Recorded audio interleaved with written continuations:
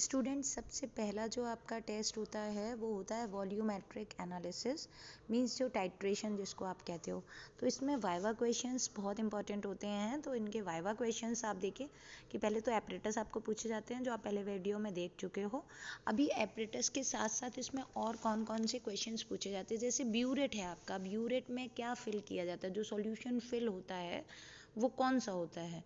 तो आप क्या कहेंगे कि ब्यूरेट में ऑलवेज अननोन सॉल्यूशन, जो अननोन सॉल्यूशन होता है जिसका आपको मोलैरिटी निकालनी है, जिसका आपको स्ट्रेंथ निकालना है, वो होता है यानी KMnO4। तो ब्यूरेट में ऑलवेज हम क्या फिल करते हैं, KMnO4। ये बात आप हमेशा याद रखेंगे, ठीक है। अच्छा, अब ब्यूरेट में जो फिल होता है उसको और क्या क्या कहते हैं, तो उसको टाइट्रेंट भी कहते हैं। टाइट्रेंट मतलब अगर पूछे एग्जामिनर आपसे व्हाट इज टाइट्रेंट, तो आप कहोगे the solution in the burette is called titrant. Titrant word जो है वो जनरेट होता है टाइट्रेशन प्रोसेस से। तो ब्यूरेट में जो सॉल्यूशन होता है उसको हम टाइट्रेंट भी कहते हैं, ठीक है बेटा।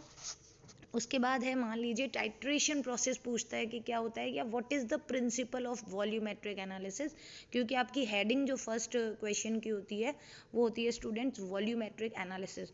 तो ये बहुत कॉमन क्वेश्चन है कि what is the principle of volumetric analysis. तो प्रिंसिपल ऑफ वॉल्यूमेट्रिक एनालिसिस होता है concentration of a solution is determined by allowing a known volume of solution to react quantitatively with other solution of known concentration। ये आपका English में हो गया, इतना आपको नहीं आप समझा पाओगे। तो आप एक बहुत ही साधारण सी लैंग्वेज में आप ऐसे बोल सकते हो कि इसमें वॉल्यूमेट्रिक एनालिसिस में या टाइट्रेशन प्रोसेस में हम एक अननोन सॉल्यूशन की स्ट्रेंथ एक नोन सॉल्यूशन की हेल्प से निकालते हैं। इतना तो बोल सकता है हर स्टूडेंट, ठीक है, समझ आ गया। उसके बाद इसमें इंडिकेटर एक वर्ड होता है कि इंडिकेटर क्या होता है। तो इंडिकेटर वो सब्सटेंस होता है जो केमिकल चेंज को रिप्रेजेंट करता है, कलर जो चेंज होता है। इसमें KMnO4 जो इस ब्यूरेट में फिल होता है वो सेल्फ इंडिकेटर होता है, आपको कोई एक्स्ट्रा इसमें इंडिकेटर ऐड नहीं करना होता है, ठीक है। बात हो रही है ब्यूरेट और पिपेट के। एग्जामिनर्स पूछते हैं कि what is the process of rinsing. जैसे एक स्टूडेंट से पूछा रिंसिंग की प्रोसेस क्या होती है, दूसरे से उसी क्वेश्चन को दूसरी तरह पूछेंगे। तो पहले ये समझिए रिंसिंग क्या होती है। रिंसिंग का मतलब जो आप लोग अपना कहते हो वॉशिंग, कि आप लोग ब्यूरेट और पिपेट को पहले आप वॉश करते हो यूज़ करने से पहले। तो देखिए ऑलवेज याद रखिएगा जिस सॉल्यूशन को आपको फिल करना है आपको उसी से रिंस करना है, पानी से रिंस नहीं किया जाता है, ठीक है, बिफोर प्रैक्टिकल। उसका रीज़न ये होता है कि पानी के अगर वाटर के ड्रॉपलेट्स रह जाते हैं तो उसमें कंसंट्रेशन जो है वो चेंज हो जाता है इस वजह से, ठीक है। तो अगर ब्यूरेट को आपको रिंस करना है तो KMnO4 से करेंगे, और अगर आपको पिपेट को रिंस करना है तो आप मोर सॉल्ट से करेंगे, ठीक, या ऑक्सैलिक एसिड जिसका भी आपको दिया जाएगा। लेकिन आपको सिर्फ इस बार आपके मोर सॉल्ट दिया जा रहा है, तो आपको बिल्कुल क्वेश्चन ऐसे ही याद करना है कि ब्यूरेट को अगर रिंस करना है तो आपको किससे करना है, KMnO4 से, और पिपेट को अगर रिंस करना है तो वो आपको किससे करना है, मोर सॉल्ट से, ठीक है। अगर एग्जामिनर कहे वाटर से आप क्यों नहीं रिंस करते हैं तो आप कहेंगे क्योंकि उससे उसका कंसंट्रेशन या स्ट्रेंथ या मोलैरिटी जो है वो चेंज हो जाएगी, क्योंकि कंसंट्रेशन चेंज हो जाएगा, डाइल्यूशन बढ़ जाएगा, ठीक है। इसमें एक क्वेश्चन और बहुत कॉमन सा होता है कि ब्यूरेट को भी आप रिंसिंग प्रोसेस करते हो, पिपेट को भी करते हो, पिपेट को तो मोर सॉल्ट से रिंस करते हैं।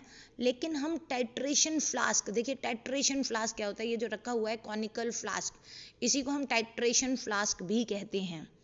इसको हम क्यों नहीं रिंस करते हैं, तो उसका भी रीज़न वही होता है सेम, कि जो टाइट्रेशन फ्लास्क होता है उसका जो वॉल्यूम होता है वो इंक्रीज़ हो जाएगा। अगर आप मोर सॉल्ट उसमें पहले से डाल देंगे तो वो वॉल्स पर थोड़ा बहुत तो स्टिक होता ही है, तो इसलिए उसका जो वॉल्यूम होगा वो इंक्रीज़ हो जाएगा। पिपेट से आप जितना करोगे, पिपेट में इसमें 25 cc होता है आपको मालूम है, लेकिन उसमें क्या हो जाएगा, ज़्यादा हो जाएगा। एक कॉमन क्वेश्चन एग्जामिनर्स ये भी पूछते हैं पिपेट से कि इसमें लास्ट ड्रॉप जो है वो उससे नहीं निकाली जाती, लास्ट ड्रॉप जो है वो पिपेट में ही रह जाती है। उसका रीज़न क्या होता है, क्योंकि वो जो लास्ट ड्रॉप होती है बेटा वो कैसी होती है, वो extra volume measured by pipette होती है, वो जो लास्ट ड्रॉप है, इसलिए वो उसी में रह जाती है या उसको छोड़ दिया जाता है। लास्ट ड्रॉप के लिए आप बहुत ज़्यादा मशक्क़त नहीं करते हैं, ठीक है। तो ये सारे क्वेश्चंस जो हैं वो इस पे पिपेट से बेस भी पूछे जाते हैं। पिपेट का ज़्यादातर क्वेश्चन यही है कि पिपेट क्या होता है, कितने सीसी की होती है, 25 सीसी की होती है, आप कैसे इसको करते हो, तो इसमें क्या क्या इसके प्रिकॉशंस होते हैं। तो इसमें कभी हॉट सॉल्यूशन को कभी हम इससे शक नहीं करते हैं इसमें। और पिपेट जो होती है इसमें जो रूल के अकॉर्डिंग क्या होता है स्टूडेंट्स की, इसको कभी थम से इसको ऊपर बंद नहीं करते हैं इसके एंड पॉइंट को, क्योंकि थम से जब आप करते हैं तो वो उसका जो प्रॉपर जो प्रोसेस होता है उससे उसमें से वॉल्यूम आप उसको नहीं निकाल पाते हैं। करने का तरीका अलग होता है, लेकिन अगर वाइवा में पूछेगा तो यही कहते हैं कि अवॉइड टू यूज थम टू स्टक द सॉल्यूशन और पिपेट। तो इस तरह से आप कर सकते हो। ये टाइट्रेशन फ्लास्क और मेजरिंग फ्लास्क जिसको आप कहते हो वो एक ही होता है, टाइट्रेशन फ्लास्क वो बोलेंगे इनको। उसके बाद पूछेगा स्टैंडर्ड सॉल्यूशन क्या होता है। तो देखो स्टैंडर्ड सॉल्यूशन जो होता है वो सॉल्यूशन जिसकी स्ट्रेंथ आपको पता होती है, ठीक है। अगर डेफिनेशन फॉर्म में जो स्टूडेंट बोलते हैं सॉल्यूशन हुज स्ट्रेंथ और molarity is known is called strength standard solution. तो देखिए स्टैंडर्ड सॉल्यूशन में भी आपको एग्जामिनर आपसे कहेगा जैसे कि स्टैंडर्ड सॉल्यूशन क्या है, किस में आप यूज़ करते हो, तो वही कहेंगे आप जो पिपेट आउट करते हैं, यानी कि मोर सॉल्ट जो है वो हमारा क्या है, स्टैंडर्ड सॉल्यूशन है।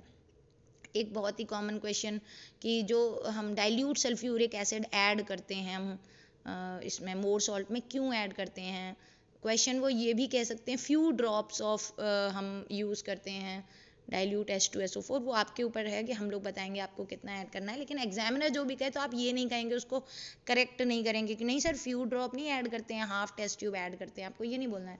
तो वो कहेंगे कि भाई आप डाइल्यूट H2SO4 क्यों यूज़ करते हो, तो आप कहोगे to prevent the hydrolysis of ferrous sulphate. तो डाइल्यूट H2SO4 जो होता है वो प्रिवेंट करता है किसको, हाइड्रोलिसिस ऑफ फेरस सल्फेट को।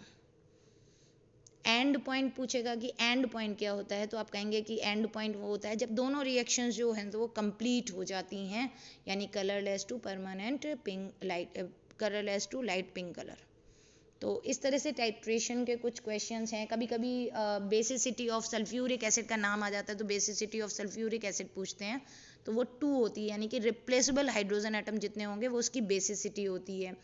और कभी कभी KMnO4 का आपको मास पूछते हैं, मोलर मास, मॉलिक्यूलर मास कितना होता है, तो वो 158 होता है।